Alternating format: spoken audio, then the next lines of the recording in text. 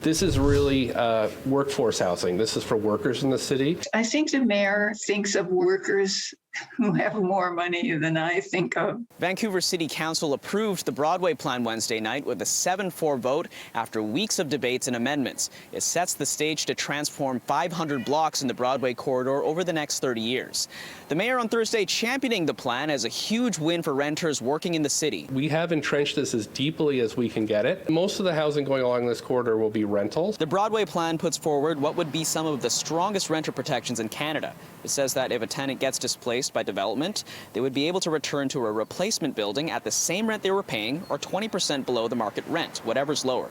But councillor Jean Swanson voted against the Broadway Plan because she doesn't think its protections are strong enough. The amendment for vacancy control, which is where landlords can't raise the rents as much as they like when a tenant leaves, that one was watered down into basically uselessness. I don't think the tenants' protections are enough because we don't have vacancy control. She adds that development has the potential to push up rents in old buildings, where she says some people are paying as little as $600 a month. Critics of the city's ability to protect renters have pointed out situations where developers didn't follow city policy, like at this newer property on Nanaimo Street, where in 2018 tenants said they weren't offered affordable options for relocation, leading to months of conflict. But this time, the mayor says the renter protections are tied to the licensing. They won't be able to develop their building until they've signed a license with us, and the conditions on the renter, the below market rental units, is tied to the licensing. So not only is it in the policy, not only will it be in the bylaws, but it will also be in the licenses to operate those buildings. Kit Sauter with the city's Renters Advisory Committee says it's now time to wait for the Broadway Plan to take effect. That happens September 1st, when city staff will deliver more information to help housing stakeholders get to future approvals.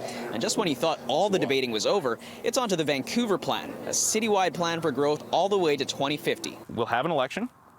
We will, I hope, elect a council that is committed to affordability, committed to housing. We will be able to deliver a Vancouver Plan after the election in October that will see rapid approvals for all forms of density, 40-story towers above the subway stations, and 4-story multiplexes in leafy residential neighborhoods. The Vancouver Plan is set to be released at the end of June.